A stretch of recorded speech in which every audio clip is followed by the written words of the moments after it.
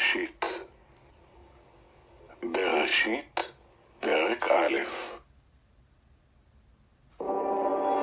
בראשית ברא אלוהים את השמיים ואת הארץ, והארץ הייתה תוהו ובוהו וחושך על פני תהום, ורוח אלוהים מרחפת על פני המים. ויאמר אלוהים, יהי אור. ויהי אור. וירא אלוהים את האור כי טוב.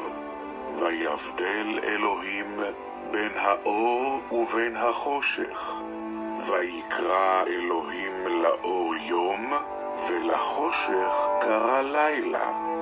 ויהי ערב, ויהי בוקר, יום אחד.